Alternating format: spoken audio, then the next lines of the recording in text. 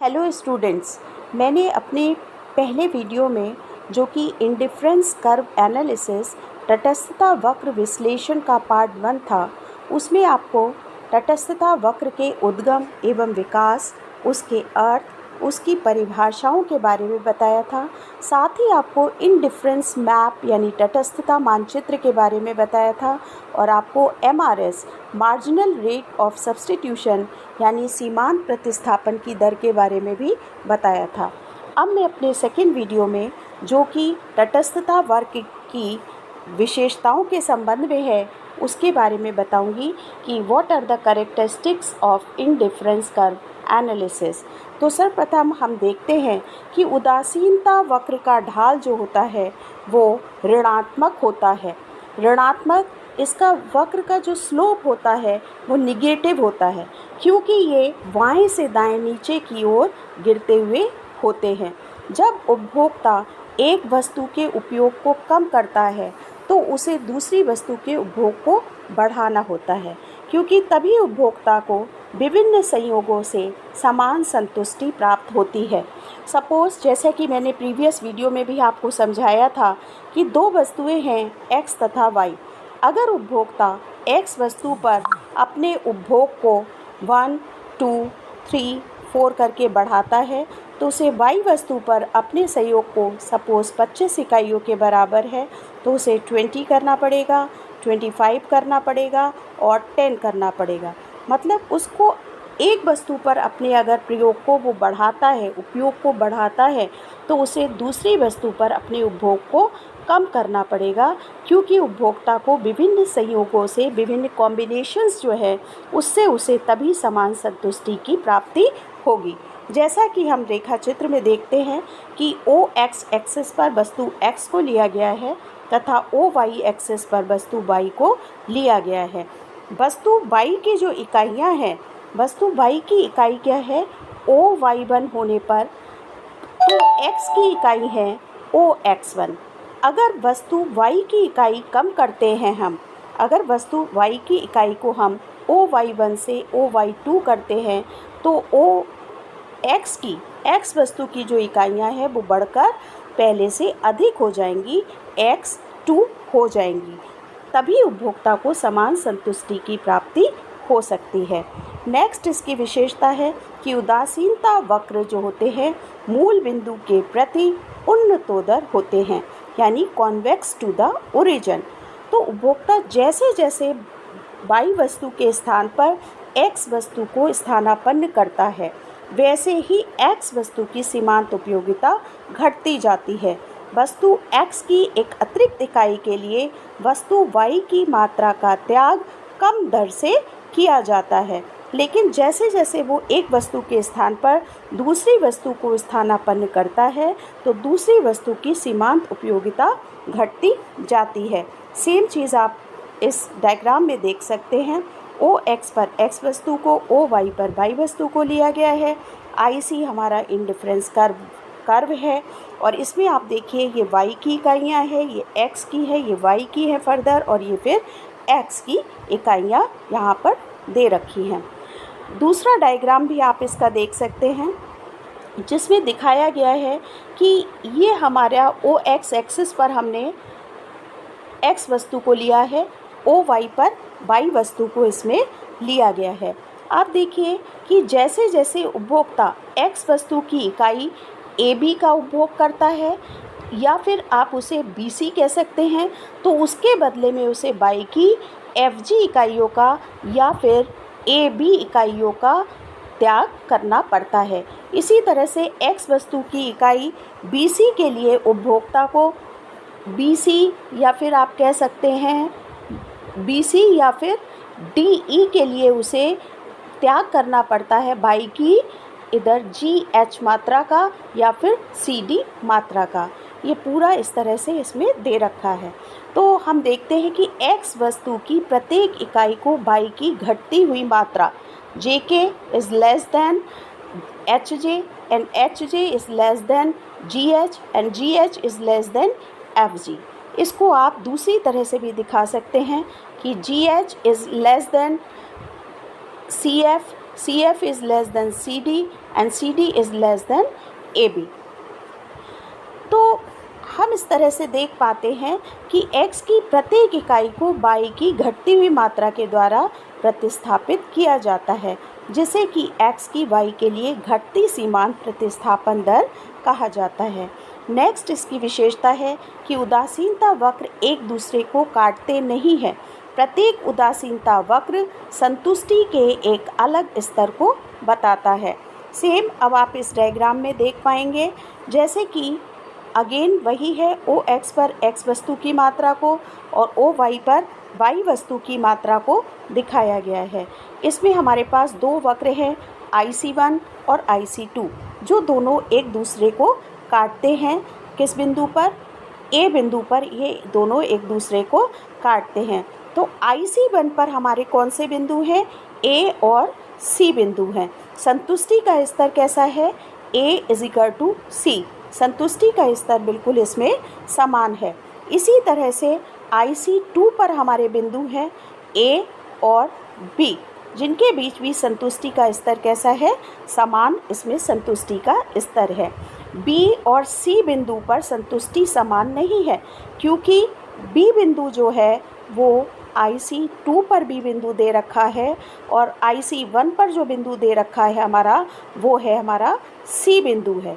तो IC2 का B बिंदु जो है वो संतुष्टि के अधिक स्तर को बताता है। इसमें संतुष्टि समान शो नहीं होती है, उपभोक्ता की संतुष्टि, इसलिए कहा जाता है कि उदासीनता वक्र कभी एक दूसरे को काटते नहीं हैं। नेक्स्ट इसकी विशेषता है कि उदासीनता वक्र संतुष्टि के उच्च स्तर को बताते हैं। प्रत्येक उदासीनता वक्र अपने बाईं ओर स्थित उदासीनता वक्र की तुलना में संतुष्टि के अधिक उच्च स्तर को बताता है। जैसा कि इस डायग्राम में है, ओ एक्स पर वस्तु x की इकाइयाँ, ओ वाई पर वस्तु y की इकाइयाँ। जैसे जैसे तटस्थ वक्र ऊपर को बढ़ते जाते हैं, संतुष्टि का स्तर बढ़ता जाता है, बेशक वो बिंदु C हो या A हो या फिर इधर B हो। संतुष्टि का स्तर बढ़ता जाता है। जैसे जैसे संतुष्टि नीचे को ये वक्र आते जाते हैं, संतुष्टि का लेवल घटता चला जाता है। ऊपर को जाते हैं तो बढ़ता है, नीचे को आते हैं तो घटता जाता है। नेक्स्ट इसकी विशेषता है कि उदासीनता वक्र x एक्सिस तथा y एक्सिस में से किसी भी अक्ष को स्पर्श नहीं करता है। उदासीनता वक्र दो वस्तुओं के विभिन्न संयोगों को बताता है, जबकि अगर वो किसी एक अक्ष को स्पर्श करता है तो इसका मतलब क्या है कि उपभोक्ता केवल एक ही वस्तु को खरीदता है। जैसे कि ये पहले डायग्राम में आप देख पाएंगे कि x एक्सिस पर x वस्तु की मात्रा है, y पर y वस्तु की मात्रा है। अब इसमें ये x इसमें जो है y के अक्ष को स्पर्श कर रहा है और इस वाले सेकेंड डायग्राम में ये x के अक्ष को स्पर्श कर रहा है, जिससे ये पता चलता है कि हम उदासीनता वक्र में हम दो वस्तुओं के संयोग को लेते हैं, जबकि इसका अर्थ हुआ कि ये हमने सिर्फ x वस्तु ली है और इसमें हमने सिर्फ y वस्तु ली है। नेक्स्ट इसकी विशेषता है कि उदासीनता वक्रों का परस्पर समानांतर होना आवश्यक नहीं है। ये कहा जाता है कि उदासीनता वक्र परस्पर समानांतर हो भी सकते हैं और नहीं भी हो सकते हैं, क्योंकि संतुष्टि एक मनोवैज्ञानिक स्थिति है। जैसा कि इस डायग्राम में देखिए कि x एक्सिस पर x वस्तु की मात्रा, y पर y वस्तु की, OY पर y वस्तु की मात्रा, ये तीन डायग्राम इसमें आपको दिखाए गए हैं। तो ये समानांतर स्थिति भी हो सकती है तटस्थ वक्र की, इस तरह की स्थिति भी हो सकती है या फिर इस तरह की स्थिति भी हो सकती है। कोई ज़रूरी नहीं है कि तटस्थ वक्र जो है वो एक दूसरे के समानांतर हो। नेक्स्ट इसकी विशेषता है कि दो पूर्ण स्थानापन्न वस्तुओं के बीच में बना हुआ उदासीनता वक्र बाएं से दाएं नीचे की ओर गिरती हुई एक सीधी रेखा के रूप में होगा। जैसे कि इसमें दिखाया गया है कि पूर्ण स्थानापन्न वस्तुओं के संबंध में IC वक्र का आकार। पूर्ण स्थानापन्न वस्तुओं के मध्य प्रतिस्थापन की सीमांत दर स्थिर होती है। प्रतिस्थापन की सीमांत दर यानी MRS। कभी कभी इससे क्वेश्चन भी पूछे जा सकते हैं शॉर्ट में कि दो पूर्ण स्थानापन्न वस्तुओं के बीच बना हुआ उदासीनता वक्र किस प्रकार की रेखा के रूप में होता है। तो इसका आंसर है एक सीधी रेखा के रूप में होता है। तथा पूर्ण स्थानापन्न वस्तुओं के मध्य MRS की दर कैसी होती है। तो पूर्ण स्थानापन्न वस्तुओं के मध्य MRS की दर प्रतिस्थापन की सीमांत दर स्थिर होती है। नेक्स्ट इसकी विशेषता है दो पूर्ण पूरक वस्तुएं, जो मतलब एक साथ मांगी जाती है, ऐसी वस्तुओं को हम पूर्ण पूरक वस्तुएं कहते हैं। दो पूर्ण पूरक वस्तुओं के बीच बना हुआ उदासीनता वक्र एक समकोण रूप में L की आकृति का होता है। पूर्ण पूरक वस्तुओं का एक निश्चित अनुपात में ही प्रयोग किया जाता है। इन वस्तुओं के मध्य स्थानापन्नता की दर 0 होती है। तो ये एक निश्चित अनुपात में मांगा जाता है। मैंने यहाँ पर ये देखा है कि x वस्तु को हम 2 में और y को 3 के रेशो में मांगते हैं। तो सबसे पहले देखते हैं कि अगर हम x वस्तु को 2 मानते हैं और y को 3 मानते हैं, इसको शो करता है ये L आकार का तटस्थ वक्र IC1। दूसरा, अगर हम x की मात्रा को 2 से 4 करते हैं तो हमें y की मात्रा को 3 से 6 करना पड़ेगा, क्योंकि इसमें वस्तुएं सदैव एक निश्चित अनुपात में मांगी जाती हैं। अब अगर हम x की मात्रा को 4 करते हैं और y की मात्रा को 6 करते हैं तो हमें ये दूसरा तटस्थता वक्र IC2 प्राप्त हो जाता है। वरना दो वस्तुएं, इससे ये पता चलता है कि हमेशा दो वस्तुएं एक निश्चित अनुपात में मांगी जाती हैं, तभी उपभोक्ता की संतुष्टि का स्तर समान बना रहता है। नेक्स्ट इसकी विशेषता है कि तटस्थ वक्र का ढाल जो स्लोप होता है वो लंबवत नहीं हो सकता, यानी परपेंडिकुलर नहीं हो सकता, क्षैतिज नहीं हो सकता, यानी हॉरिजॉन्टल नहीं हो सकता, और ना ही धनात्मक हो सकता है। धनात्मक मतलब पॉजिटिव नहीं हो सकता। संतुष्टि का स्तर समान ना होकर अलग अलग होता है। अगर देखें इस पहले वाले डायग्राम में आप देखें तो इसमें IC वक्र का ढाल परपेंडिकुलर है, लंबवत है, क्योंकि हम x की मात्रा को स्थिर रख के y की मात्राओं को y1 से y2 करते हैं, y3 करते हैं। x की मात्रा में कोई भी वृद्धि नहीं होती है। जबकि तटस्थ वक्र की विशेषता है कि अगर हम एक वस्तु की मात्रा को बढ़ाते हैं तो हमें दूसरी वस्तु की मात्रा को कम करना पड़ता है। तो इस तरह से कह सकते हैं तटस्थ वक्र का ढाल जो होता है वो लंबवत या परपेंडिकुलर नहीं होता है। दूसरे डायग्राम में देखते हैं, इसमें क्षैतिज ढाल यानी हॉरिजॉन्टल स्लोप दिखाया गया है IC कर्व का। इसमें हम y की मात्रा को स्थिर रखते हैं और x की मात्रा को x1, x2, x3 करके बढ़ाते हैं, तो ऐसा भी पॉसिबल नहीं होता है। इसके अतिरिक्त आप तीसरे डायग्राम में देख पाएंगे कि इसमें अगर y वस्तु की मात्रा OY1 है तो x की मात्रा OX1 है, y की मात्रा बढ़ती है तो x की मात्रा भी बढ़ती है। जबकि तटस्थ वक्र में अगर हम एक वस्तु की मात्रा को बढ़ाते हैं तो दूसरी वस्तु की मात्रा को हमें कम करना पड़ता है। तो तटस्थ वक्र का ढाल ना तो लंबवत हो सकता है, ना क्षैतिज हो सकता है, ना धनात्मक हो सकता है, बल्कि ये ऋणात्मक होता है। अब देखते हैं तटस्थ वक्र द्वारा उपभोक्ता का संतुलन। Consumers equilibrium through indifference curve.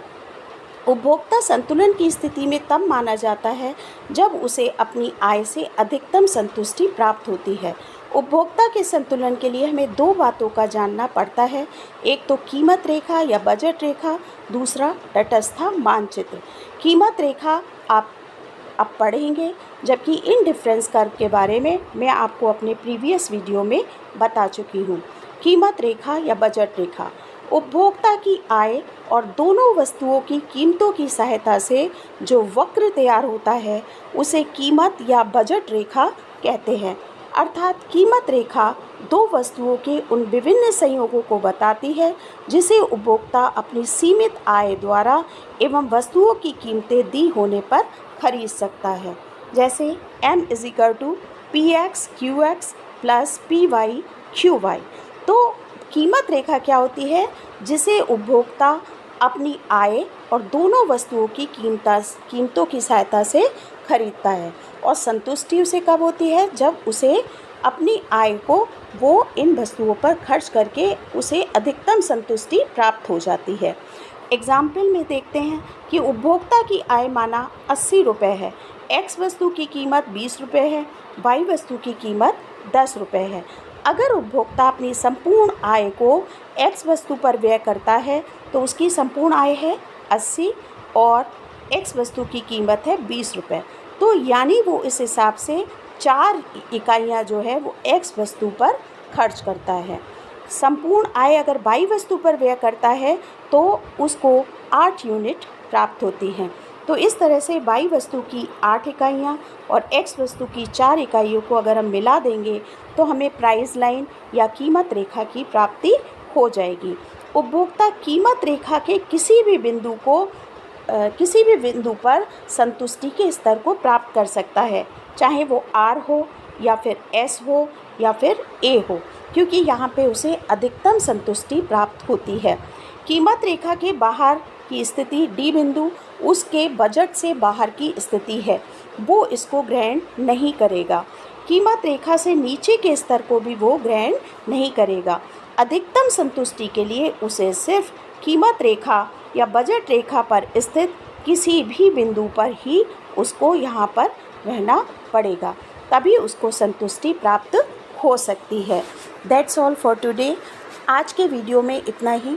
अगले वीडियो में मैं अब आपको इंडिफरेंस कर्व एनालिसिस के कुछ क्वेश्चंस की प्रैक्टिस कराऊंगी, वो MCQs हो या फिर डिस्क्रिप्टिव टाइप क्वेश्चंस हो। Till then, good bye. Please share and like my video and subscribe my channel. Thank you.